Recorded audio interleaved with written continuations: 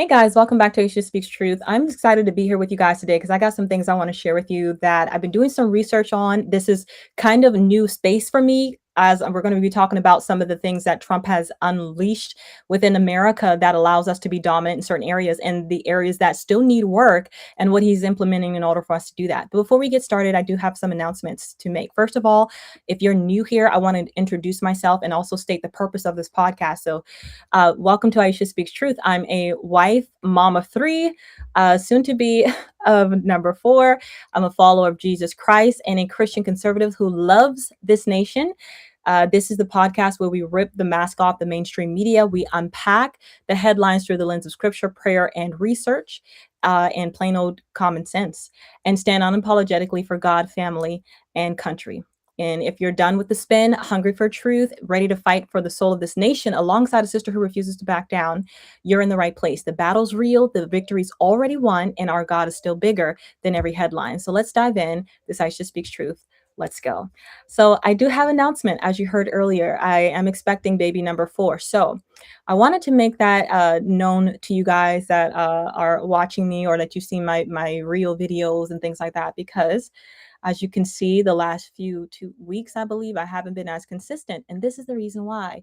I have been sick, tired, and trying to push through. And as you know, I will state this again just so you are aware that I got my start here on social media as a beauty creator. That is my main job. It's how I make income. I love it. I've been doing it since 2023. And so I am jam packed with collaborations and contracts and things like that. And so if anything, I have to prioritize those commitments. And then my political channel is another platform that the Lord, in prayer, I felt the Lord lead me to start. I didn't know it would be do this well over a short period of time, but all glory goes to Jesus because I just did it out of obedience, nothing else. I've again accepted I haven't accepted any collaborations on this platform, on any other platforms, because that is not at all what I want to do with this platform. So you guys know about my book, of course. That is the main thing. And you also know that I'm a part of Turning Point USA as well. So with that being said, those will be our 2 sponsors today. But I want to get into the headlines because I have limited time here. Our church had a major conference this weekend, and then we had some server issues, which is why I'm starting today a little late, a little behind 2 p.m. ET, depending on where you're watching from. But I want to talk to you guys about Drill Baby Drill and Mine Baby Mine, and we'll also get into what's taking place in Michigan in terms of the Muslims taking different offices, and we'll also talk about the Red Cross film, all these different things. We'll get into that. But first, I want to focus on Drill Baby Drill, Mine Baby Mine. So when we talk about Drill Baby Drill, we're talking about the area where America has already demonstrated what American innovation, entrepreneurship, and domestic production can accomplish. And to understand what President Trump is talking about today, because he recently had a roundtable conversation, and that was specifically on mining, because we have dominated in the space of drilling of our natural gas and oil since 2018. We've surpassed Saudi Arabia, which had a 20-year record of being dominant in that area, and also Russia within the same year, and that was under the Trump administration first term. Now, this industry had already been taking headway because you had the private sector, which kind of led the shale revolution, and this basically helped propel our natural gas and oil to a different level. And of course, there were restrictions under Obama when it came to energy and the regulations. But under Trump, it began to boom, and that is where we took the national, I would say, dominance. We would took that national stage there because his policies with Drill Baby Drill and America First and releasing that our energy dominance is what literally put us ahead of other nations and made us number 1 in the world right now. So again, it was already treading upward, but we surpassed Saudi Arabia and Russia during his first term, which was really cool. So when you look at the private sector, companies like Mitchell Energy, led by George Mitchell, who spent years trying to solve the problem, was America had enormous amounts of oil and natural gas trapped underground in dense rock formations. We knew resources were there, but the problem was figuring out how to extract them economically. And American engineers and energy companies eventually figured it out. They combined two technologies that changed the energy world. That was hydraulic fracturing and or fracking and horizontal drilling. So those that was big, and so that led to our bigger boon or American energy dominance. Now we're leading in that sector. The sector that has been kind of behind, very much behind, is the mining. And so this is what Trump is trying to do now in his second term is do is totally do an overhaul of this. And if you listen to that roundtable conversation, these people, the companies that are heading this, they're really grateful for Trump's leadership here, because they said that past administrations had basically overlooked this industry, and is partly the reason why it is or hugely actually the reason why it has suffered so much, and we have become so reliant on our geopolitical rivals like China. And if you remember back in October 2025, during our government shutdown, where President Trump went to Asia, and it was in regards to part of that trip was in regards to our critical minerals, and because we were heavily relying on China, and China was trying to create a restriction on exports. They were trying to create new ones, which would basically choke us out within that industry. And Trump was trying to basically secure America's lot, if I can say that.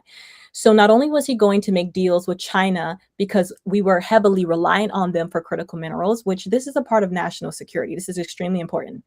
Then he also went to Malaysia and Japan and opened up new supply chains with them. More of our, not geopolitical rivals, but our allies, until we could build up America to the point where we really didn't have to rely on them. And I think COVID, I think there's different things within history that kind of woke us up that we cannot rely on our geopolitical rivals for critical resources like this. I would say one is definitely COVID. COVID revealed the vulnerabilities within our nation because we were heavily reliant on China. For example, insulin was one of the things we were heavily relying on, and other manufacturing uh, uh, within our health industry, etc.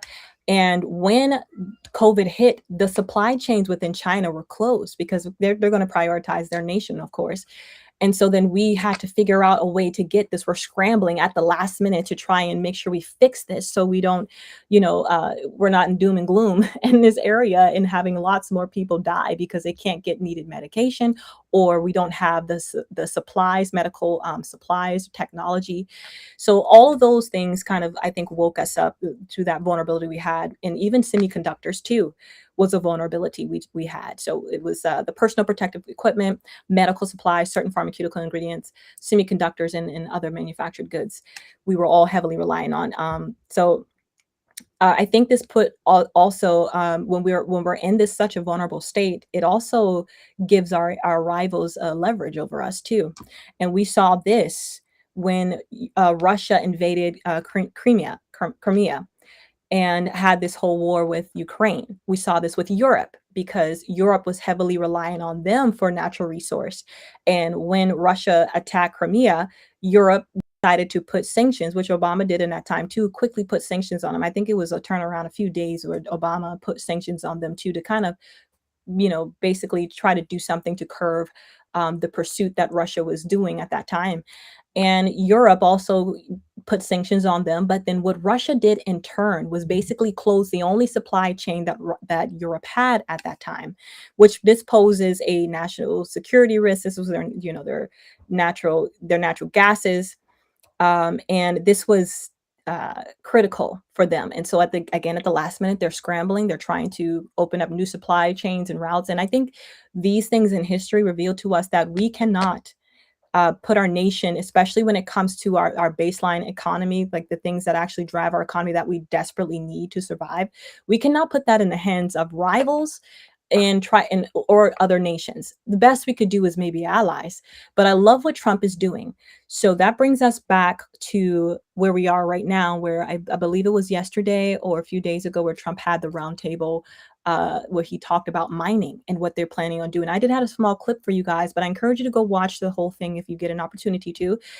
We did have a clip, but unfortunately, since we had some server issues, I'm not able to show you it. But I will tell you some key things about that and what Trump is actually doing policy wise to make sure that we become dominant in this area as well. And kudos to him for making this a priority, for making, putting this America first. So when it comes to the oil and natural gas, of course, we're the global leaders, but the critical minerals, this area right here with the processing, critical mineral and rare earth materials are connected to advanced electronics, energy infrastructure, automobiles, aerospace, advanced manufacturing, and some of the most sophisticated weapon systems used by the United States military. So it is very important to national security and our economy. And if geopolitical competitors controls a choke point in that supply chain, then we, Washington has to ask what happens during a crisis like we saw with COVID. So this is some of the things that Trump is kind of putting into play. So one of the things I thought was very pivotal was that he was encouraging. I think they're going to also do some funding. I haven't looked too much in detail, but this is from the rhetoric that I heard within the video at the round table, is that they're going to put funding behind universities that prioritize, that tries to get people to encourage at least people to become minors, become people that can assist in this industry. I think we were super, super low. Like I think maybe the turnout of graduates, I know was below 1,000 per year, very, very low. And then in China, they said it was like 3,000, at least 3,000 students per year were graduating in that field. So they're like they're much more ahead of us. So he's trying to encourage universities to step up and look, to help with this industry, encourage students to go into that industry to learn about it and that route. So we have workers, American workers that can take those jobs.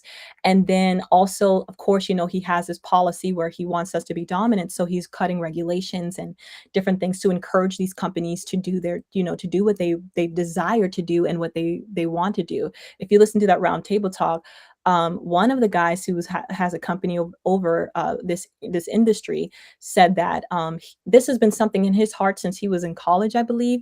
So he's always had a heart for mining and for that industry. So these are people that this is what they love. This is what they want to do. And they want to be a part of making America great again in this area. So that's one of the things that he's doing to assist in this. In Mine Baby Mine is what I call it. And so many other things with the policies and American dominance as well. And so in that same roundtable meeting, you had a lot of them giving thanks. And I think even at the roundtable conference, they mentioned that there were universities represented there, that they wanted to be there so that they could hear the advancement and what their role would be in the advancement of this industry so that America become dominant, which, or become at least less dependent on China, for example, for these critical minerals that we need. Because again, back in October 2025, they were already ready to put extra restrictions on exports. And we can't, unless you go and you negotiate and you talk, they really have the leverage over us. And that's what Trump went to do, which Hakeem Jeffrey in that time in October 2025, we had that government shutdown. So he was on camera, basically painting this picture. He quoted saying, Trump is in Asia playing games when he should be here negotiating this shutdown, as if Trump was not putting America first. So he totally left out the whole portion of why Trump was even there, and what Trump was doing. So I think Trump did an amazing job, not only negotiating with China, which we desperately needed because we were heavily reliant on them, but then also opening new supply chains until we built that industry up to be able to become reliant on ourselves. So those are, I think, some pivotal things with the Trump administration right now that I want to bring to our attention. I think these two industries, of course, when it comes to our national security and our economy, are definite things that we have to prioritize in America. And Trump is the person to do that. And I love that he's taken just forward approach with warp speed, and he's getting it done. He's propelling these companies to be able to step in. He's propelling competitors. He's pushing the private sector, and also involving, you know, uh, universities, so that we have people that are ready to take these jobs. in order to be able to accommodate that in that growing industry. So I'm excited about it. I think this is definitely where we want to be in America. We want to be dominant in these areas, especially when it comes to our baseline economy. So the next thing I want to get into is I want to talk a little bit about Michigan, and I'm going to bring in a special guest to help me with that. But before we do that, I want to share with you guys that my new book, One Nation Under God, excuse me, is out on Amazon right now. It commemorates our 250th anniversary of American independence by taking you through 250 years of history from 1776 to 2026 every single year. I include a accurate historical event with a reflection of scripture and a prayer, and it takes you through that so you remember our founding, what we fought for, how we got to where we are. Those things are critical so we understand the war, the fight that we are in right now, which is why I want to get to Michigan, the Muslims, and this whole thing the left keeps painting around immigration as just sympathetic without having actual guardrails to protect American citizens. Now, I also shared with you guys a recent podcast episode that I did with the Liberty Sentinel, and which was a true honor to be a part to just be on their podcast, and then share that episode. Also aired on radio and TV, and they wanted to talk about my book, which is definitely an antidote to this the rise that we see in communism and socialism. It definitely goes after, can definitely ties directly into defeating communism and socialism, as we remember how great this nation is and why capitalism stands out and why the founders went this route. And in that interview, I talk about, the importance of us remembering where we came from and the establishment that we currently have, the institutions we currently have, and not that capitalism is perfect. No system is, but communism has consistently failed. Okay, and this is capitalism allows for us to have that innovation where the individual can become creative, can create something, can flourish out of nothing. And communism is seizing those means of production. It is not allowing the person to be innovative. And so therefore, when you quench that type of behavior in society, the results is a failing economy. So it's important that we know that. It's important that our Gen Z know that. I forgive me, I forgot to add in and bring into this podcast actual evidence of this, but I want to encourage us out there, especially my prayer warriors, to be in prayer for the Gen Zs, okay, right now, because there is an app called Red Notes, and it is a Chinese app. They promote communist ideologies and ideas on that app. There are lots of young people in Asia and China who push this message. And the thing is, when I got on the app to check it out, it was constant messaging of why America is bad. And if you are ignorant of different issues within America, what they're saying can literally seem correct because they're doing it very strategically. And so we have to pray for that generation, and we have to keep them informed. And I think this is important in our school systems too.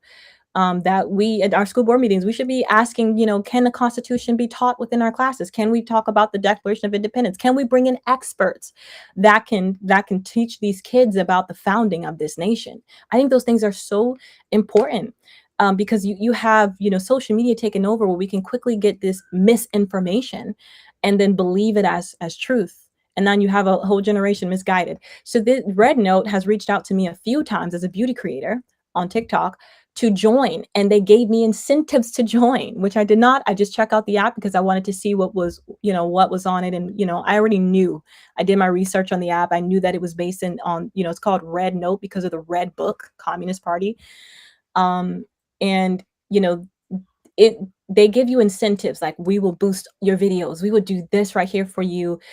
It could lead to brand deals and all this stuff. Now, to a Gen Z who thinks influencing is the life, and wants to be an influencer or creator, they'll take that and they'll ignorantly accept it and go and think that it's harmless.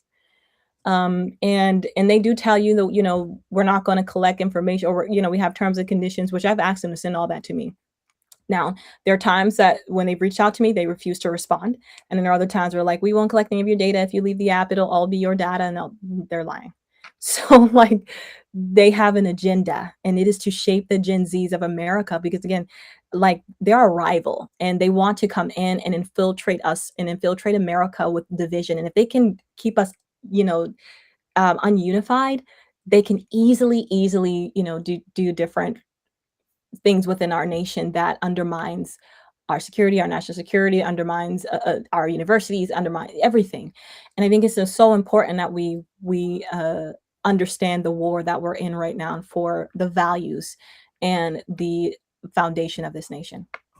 So I want to talk about Michigan because this one has come to my attention as well. So I'm going to bring in my good friend, Mike Lauber. He is the podcast host for the Insurrection. We go live Monday through Friday, so you can find him on X and under X America News. His podcast, again, is The Insurrection.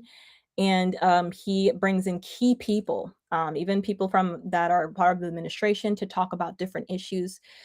He's connected me with key people as well, and he's amazing when it comes to these different types of issues. He's constantly on the know when it comes to the issues in America, which I've he's way more versed in this than I am, and has been doing this for years. And so I constantly bring him in to lean on his thoughts, and we don't always agree, but we're both similar in a lot of things, and I think it's okay to disagree. And we talk about those points of disagreement and how we can kind of accomplish a goal in America to keep America dominant. So, Mike, thank you so much for joining me today. Well, thank you for having me. It's always a pleasure to be here. And yeah, I was just listening to you talk about this Red Note app. Why don't we have an alternative to that that's patriotic that would help boost that and help a lot of creators on our side? Like, not to go on a little bit of a tangent here, but you just had Yeah, this article in Time Magazine, a few other places about like top podcasts.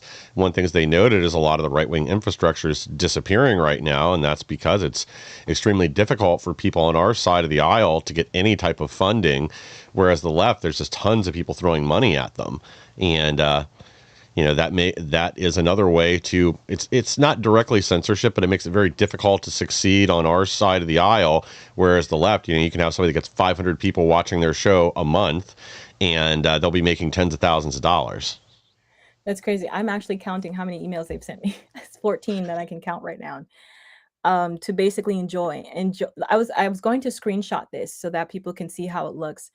Start with Dear Influencer. Hope you're well. My team was attracted by your videos and absolutely love them. You know how most brands reach out. Yeah. We are team specializing in onboarding creators on to major Chinese platforms with years of experience collaborating with renowned apps like RedNote. These are apps I've never heard of before. Bilibili, Kuai, Douyin. I understand. I know Douyin. I'm familiar with that. Alipay and more. And then they go through all this whole thing, and they said, if you're interested in receiving additional traffic support, please share a screenshot of your TikTok, YouTube, Instagram profile with us so we can verify account ownership. If you have any concerns about usage, because that is a main concern for most Americans, you can mark it with for Red Note only. And I've asked them about those usage. Like I said, sometimes the person that is reaching out to me gets back to me, and then one time another person responded and say, "Yeah, you'll have all your usage rights, like it's yours." But I've heard otherwise in their terms and Yeah. conditions. So but a lot of the Gen Zs, I'm like a lot of the girls on TikTok that are million followers and all that, they are on Red Note just because it's a trend. When Trump shut down TikTok, they did it out of rebellion, and they were going over here. It's funny, but it's not funny. It's Yeah. like they're literally collecting your data and you're being ignorant. Well, yeah, and then And they're using people like you said, a lot of people, they just want the fame, they just want the clicks, and they're yes. using them to push a political agenda that's destructive to America and the West.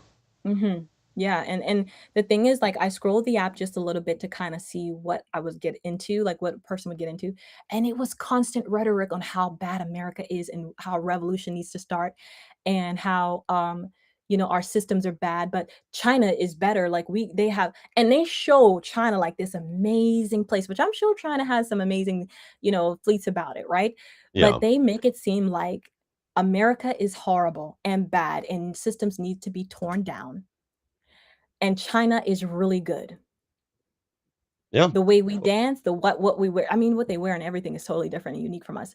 But they make like it's all good on their app, on that app. And it's insane. That's what's constantly fed to you as you scroll the feed. Well, and it's brainwashing, and this is something we've seen for a while. Like, I covered a story a couple years ago about TikTok, and it's probably a good 3 years ago now, but how they showed like what you get on American TikTok, which at the time was a bunch of pro LGBTQ, anti-American, pro illegal immigration stuff, kind of the worst of the worst stereotypes for what the left promotes. And then Chinese TikTok was very different, was very Science. They're patriotic. no, Yep, they're focused on science, education. technology, education, yes. Yeah, And TikTok was like dancing and all this, you know, yep, entertainment stuff and distractions. And now they do have a STEM side of TikTok. And it's now governed, by not necessarily by China. We have a different partnership now. yeah. Thank God for Trump. But yeah, it's very unique. And if you read the laws, China doesn't even allow TikTok in China. Like they don't allow their people to use it. You'd have to get like a VPN or try to do it illegally. They don't allow them to use it. Yeah, and I guess So I should have been specific there. It was their version, their equivalent on the I don't know if there was the Miwa or Miwi app or yeah, I'm that's what. Yeah, I read out. yeah, I don't yeah. know. Sorry if Yeah, I'm I know what you mean. messing the term up, but yes, yeah, it was their version. But yeah, it's totally different, wholesome for the most part. I mean, I guess other than promoting the Chinese communism, but Yeah, the yeah. rest of it with the science and achievement and highlighting different people that were either building towards greatness or doing things, students that were making new discoveries.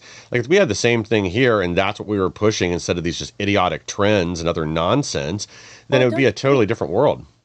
Well, here's the thing that we discovered as well from Trump, releasing all of those reports on the investigations, but that left our election Yeah. targeted, which was that some of the people that are in the news, within even in CNN, except they're being paid by the CCP to, Yes. to partner with them and to spread narratives and things like that. So Yeah. it's really sad. And I did some research as I read into because I read Skousen's Naked Communist. I'm actually Mm-hmm. still reading. I'm like in the middle of it now, so I haven't fully Yes. finished it. So correct me. But he talks about intellectuals back during the Soviet time, like Whittaker Chambers, who thought communism would be a better solution because it on the forefront is like socialists. It's like, we're taking care of the individual, we're focusing on them, and everything should be equal, right? And then when he realized what the Soviet Union was doing, Yep. he quickly changed his tune. And these are you can find this throughout history. Intellectuals thinking that communism, after being a part of a capitalist society, thinking communism is better, and then quickly making a decision that no, no, capitalism is actually best. And Whittaker Chambers was one of them. So this is very interesting. If we understand that history, we're like we don't have to make the same mistake because we understand that people before us already did that deep diving into the issue, into the system, and this is what they came out with. So it's like, like you don't have to go far to look at that. But if it's not taught, if it's constant, this constant rhetoric that we get from the media, which is, why I even started this podcast, was because I was so sick of being fed the stuff from the media. Like I'd watch Trump's cabinet meetings live and they would twist things he would say, or Yeah. you would read their article and they would highlight the things he's talking about, the maybe some achievements, and then they hit it with some mixture of their own negative thing.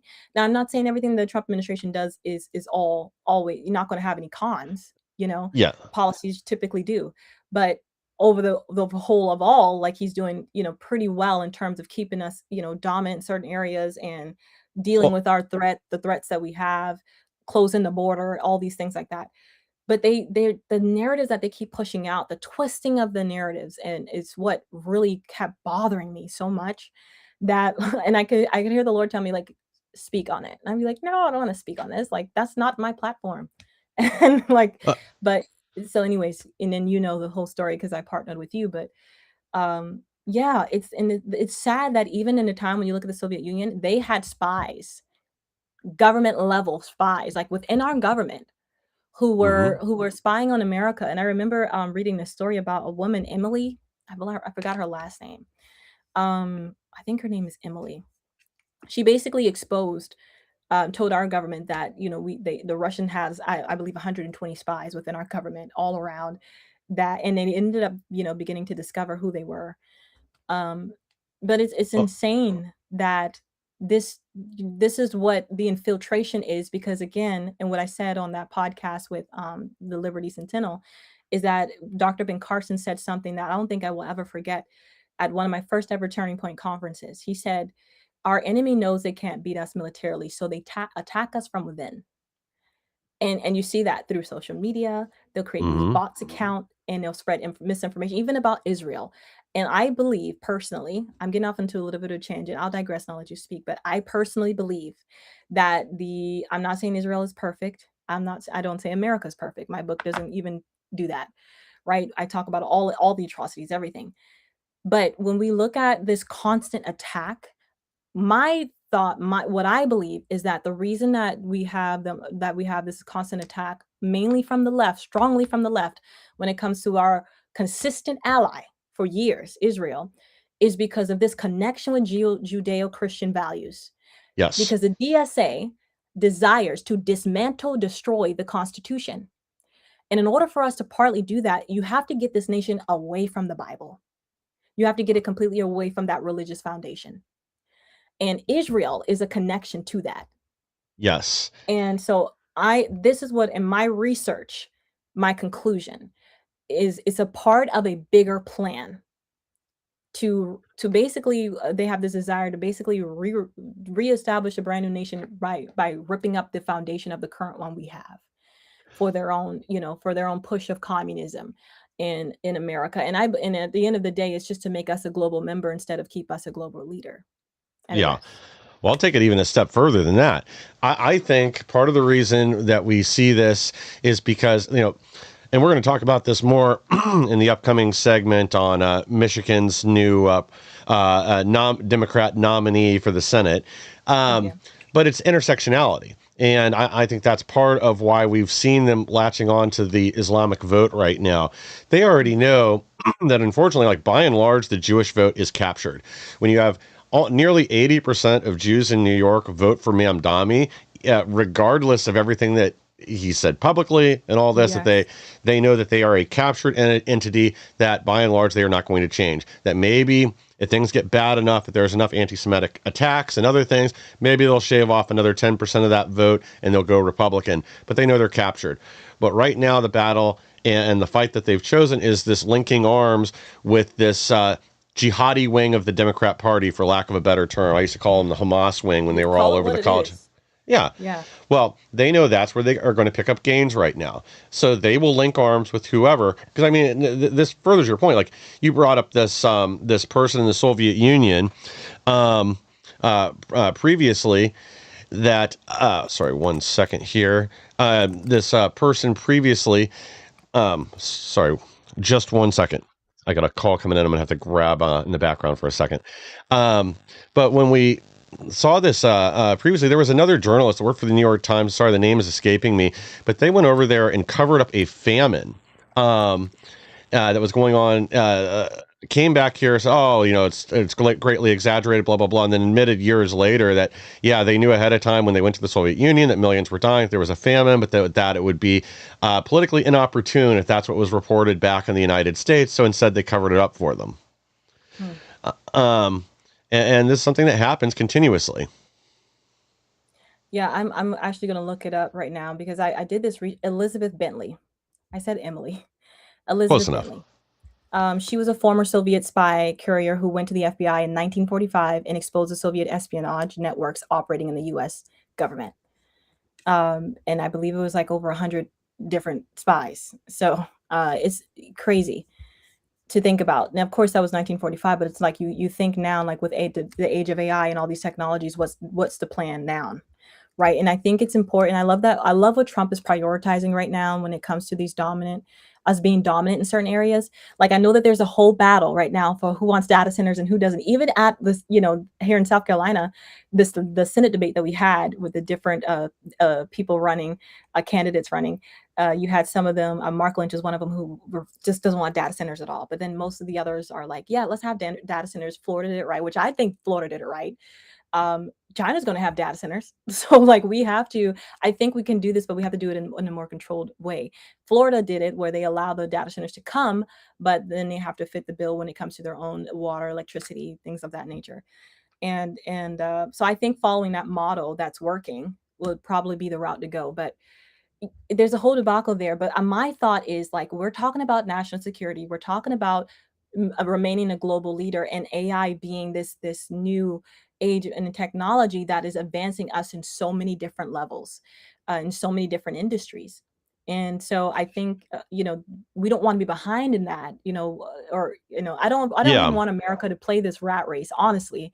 But at the same time, we understand that, like China, like I like to say it like this, I think it just puts it really plain. The rest of the world doesn't think like us when it comes to, like, we don't want to have wars. We don't want, we don't want we don't want to do all this like rivalry stuff when it comes to like you just attacking within a nation. But China and Russia, they have their own way of running their government, their own way of doing things that is very unique to the United States. And their desire is to dominate. And so because we have these other players within the world who have, this desire to be these global leaders, and we understand that if they are, it's going to be dangerous for everyone. Um, and for the America, for us to keep that dominance in these areas, we have to stay on the cutting edge of these technologies, but also doing that in a controlled manner. Yeah, agreed that we have to stay ahead of the game, but we have to do it smartly. I think that's the one thing where somebody that's all in on it, like that's been one of Vivek Ramaswamy's big problems here in Ohio. Now, recently, he's finally moderated his position. But the reason he and Amy Acton are running neck and neck, with some polls actually showing her ahead, even though anybody in Ohio knows how horrible she was during COVID. But people have already had bad experiences here with these data centers. They do need to have some regulations on there. Like down in the area where Annie Cyrus lives, her electrical rates have literally doubled because Oh of wow. data centers that have gone in the area, because they're sharing the electrical costs with them. And that's the same thing, problem you've had in numerous other states. So what Vivek has now said, now that he's moderating his position, I think is about right. I would tweak one thing, and we'll get to that in a second. But he said, before any more are authorized, they need to be held 100% responsible for their water usage and electrical usage, and it cannot cause Agreed. utility increases for people in the surrounding area. Agreed. So Yeah. he still is okay with the tax abatement stuff. I really don't think that's a good idea either, because normally if you're doing tax abatement, it's because you're typically limiting their corporate tax on the business, on their the corporate income tax. But the state still makes it up in all the payroll tax and everything else. The reason that doesn't work with data centers is because most of them, once they're done, they're only employing a few hundred people, so you'll never make back the amount of tax abatement money you're giving them off of payroll taxes or other taxes. It would have to be like multiple lifetimes. So it's But not. isn't It's there not. other companies that are also going to be relying on the data centers, not just the data centers themselves creating the jobs? It's Mhm. the other companies that are connected to them as well, creating the jobs. Yeah, I don't for a minute believe that's going to be anywhere near the number of jobs they're projecting, because that's not what we've seen so Okay. far. We keep getting all these really hopeful, uh, um, what do you call it? Uh, these very hopeful sounding projections, but they don't come to fruition. And it's the same thing. We got to live in the real world. So if this is Mhm. not what we're seeing in other areas where they're completed, they're not generating that level of revenue. They're not creating any additional jobs. And it's actually, again, the net effect has been negative. We have lost way more jobs due to AI and data centers than we've gained from them. And I don't expect that to change anytime soon. I'm gonna keep a sharp eye on Florida to see how Governor DeSantis is doing. Well, I guess their new governor will be elected, but since Yeah. they have already started to implement that change to have the data centers and to have them, fit their own bill. So Yes. I'm gonna just watch that carefully so I can see how this plays out for advocating or not for it for my state. I want to get into Michigan. Can you dive more into what's taking place there? I believe you have way more insight, and then we can then if you would like to go ahead into the Red Cross story, and while we have a few minutes here. Oh So yeah, yeah. The Democrats have some buyer's remorse there, and you've seen a few of their prominent not leaders, but some people, they're, I guess, thought leaders, already say that, well, if we keep going down this path, partnering with people like Hassan Piker specifically, which Hassan should have been deported and arrested a long time ago. He's a good example of somebody else who literally took money from the CCP and from the Cuban government to be a propagandist for a known, an enemy of the United States, not once but twice. So, why don't we finally do something about this? Stop talking yes. and get it done. I mean, this guy is naturalized U.S. citizen. So that means we can strip that away too and send him back to Turkey. But anyway, they've said, well, if we keep going down this path of embracing this militant Muslim wing, like in Dearborn and everywhere else, that this is not a good path, embracing these DSA candidates who Abdul Sayed says he is not a DSA candidate, even though he is saying all the same things, and they were heavy contributors to his campaign, not to mention the Muslim Brotherhood and CARE. But like, this is not a good path, both because it doesn't align with America and our values, but also like we know that this is not about assimilation. There was a video out of Dearborn of everybody going out to vote in this rally they held for him with a bunch of women wearing trash bags and guys like you wouldn't have if you watched the video. I bet if you showed 100 people that video and asked them what country it is, not one of them would have said the United States. You would have gotten things all over the Middle East. Maybe somebody might have said London or Paris. But there's no way people would believe this was in the U.S. But this goes back to what we said earlier about intersectionality. Is the left makes these deals with the devil for different groups that they all are perceived as For political victims. power, regardless if Yes. it hurts American citizens or Well, yeah, and they don't. businesses. Well, and they don't care either. I mean, look in Dearborn specifically. This already happened, and they're ignoring this too. That as soon as the Islamic wing of the Democrat Party gained enough power, suddenly they turned on the gays, and they came out and voted for Trump in 2024 in that area because of the trans issue and all that. So. This stuff does not work out for their long-term future, but to the left, there is no truth but power. So they will make these deals with various anti-American sects across the country, whether that's the Islamists, the DSA, the modern LGBTQ MS-13 movement.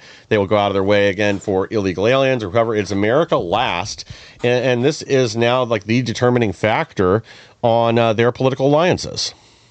Now, did you hear about the Jake Lang story too? Uh, In Dearborn?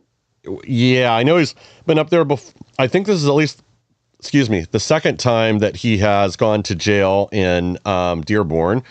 But yeah, he got attacked. The police wouldn't do anything about it. But he's an instigator. That's Yes, part of very the much so. problem. And there's going there. It's the good old F around and find out, and he's found out a few times now. I don't think he's doing things for the right reason, and that's part of it.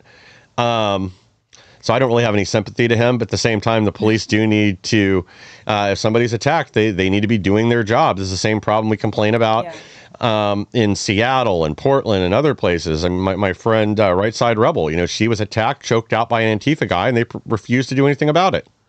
It's all on Here's my video thing. too.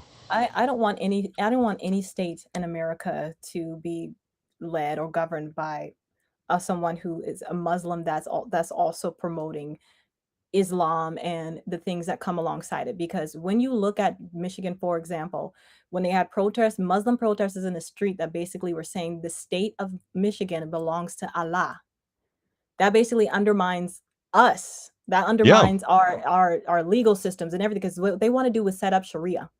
They are yeah. not, like you mentioned, they're not here to assimilate. And I think we should be taking that seriously. Our government should be taking that seriously.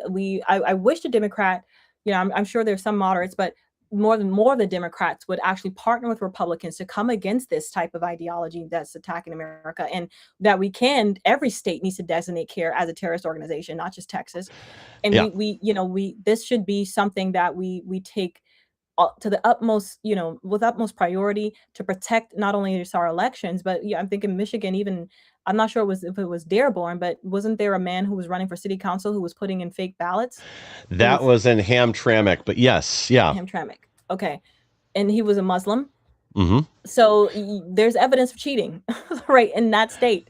So this is something I think should be concerning. I believe the church, we need to rise up. We need to be praying, and we need to make sure that we are evangelizing, that we are doing those things, in Yeah. America, that our schools are also educating about American values, that we really understand the fight that we're in right now, because you're talking about different states succumbing to Muslims who have the agenda, not of America.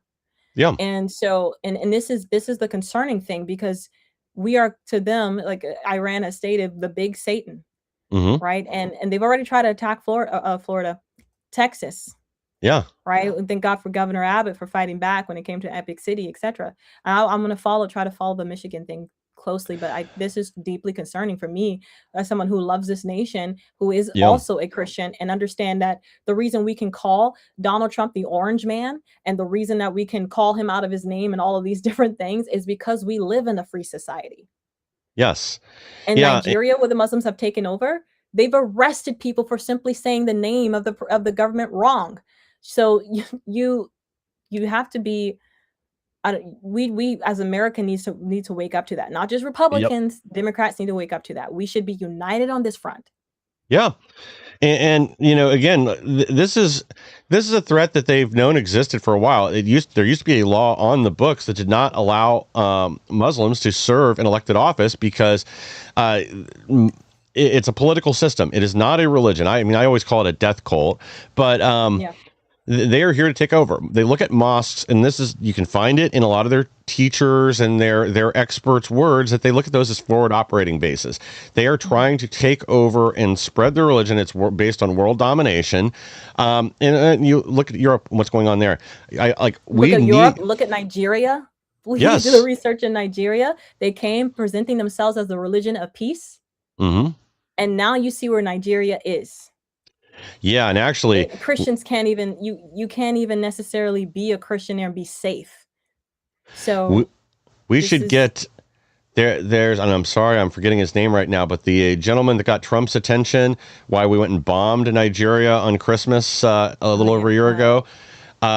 I've had him on a podcast a couple times now, but he talks about this. That a lot of this was set up by the British when they left and into the colonization. There is, they set things up to leave the Muslims in control because they knew it would dominate the Christians, and that would make it easier for them to extract resources at a better price because they would be buddies with the Islamic government there, and then use them to repress the people whose land the resources were on.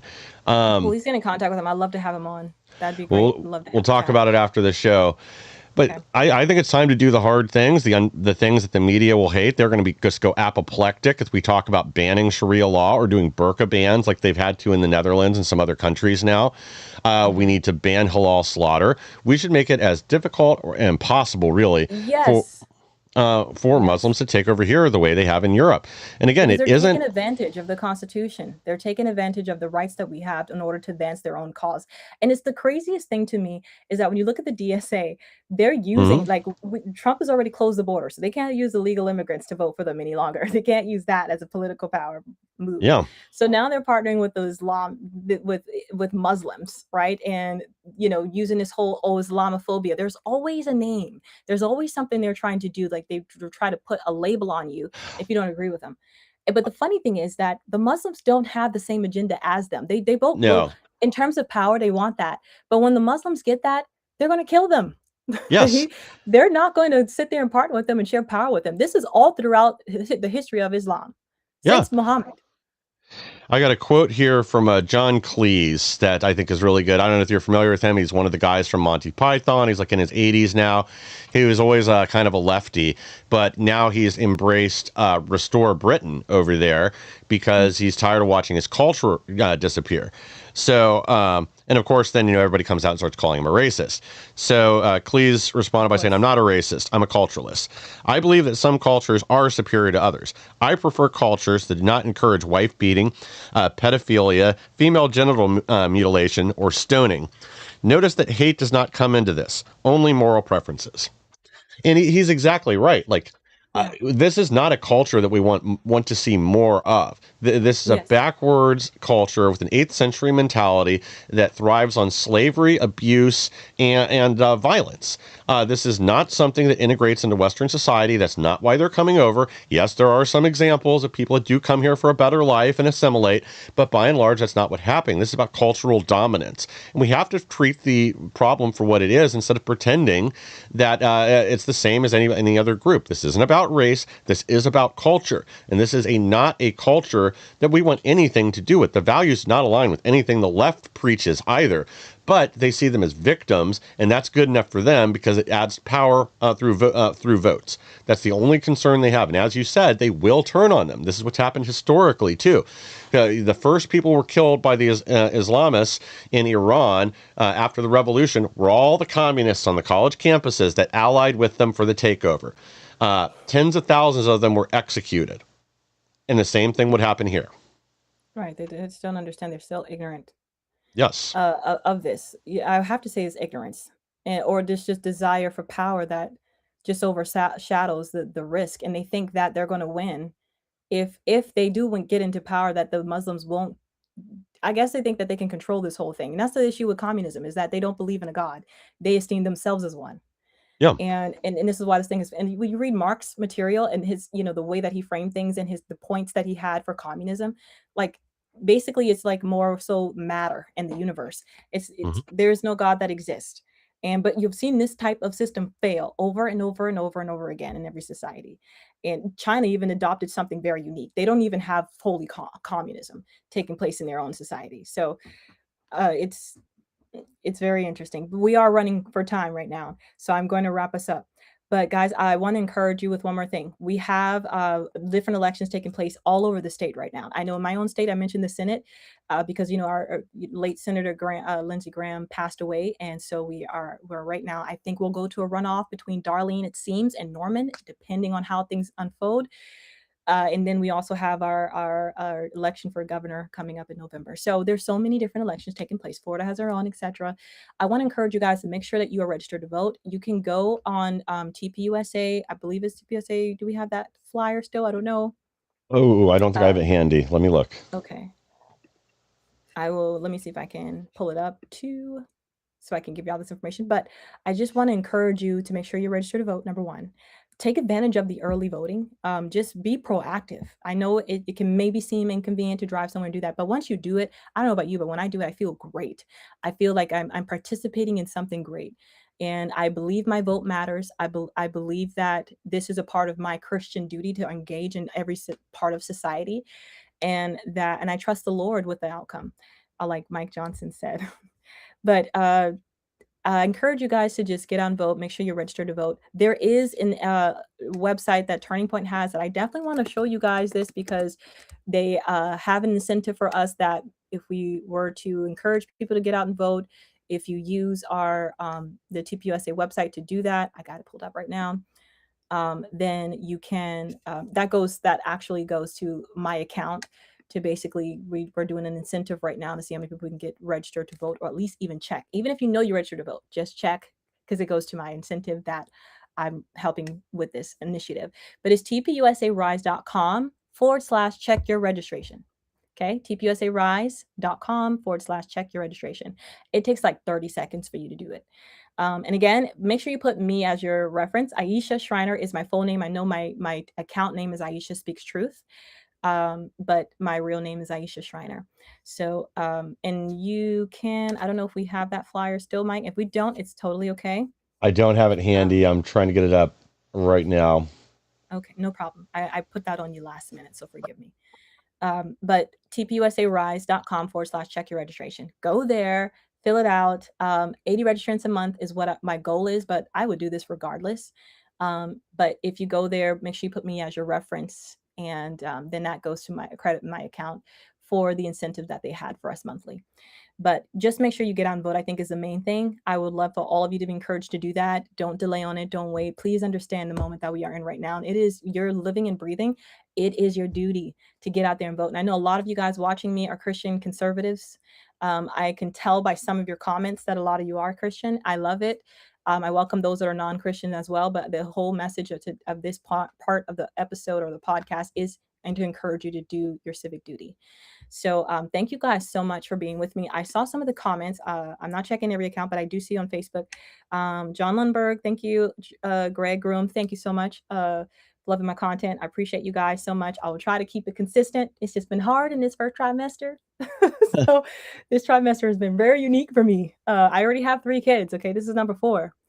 I'm 11 weeks right now, and it's been like nauseousness and sickness and tired. And I have, like I mentioned, contracts that I have to keep those obligations, and I want to be honorable there. And so I'm dropping the ball on my social, on the political side. I will do my best to kind of keep it going. Usually, second trimester for me, I'm back on it, and then third trimester, I drop again. So that's my normal. But pray for me, pray for my energy and the things that God has called me to do. I stay encouraged, and the joy of the Lord remains my strength. But thank you guys so much for joining me, Mike. Thank you so much for being with me and hopping on again. Thank you for having me. Always a pleasure. I appreciate you. And I will see you guys next week. Talk to you then. Bye for now.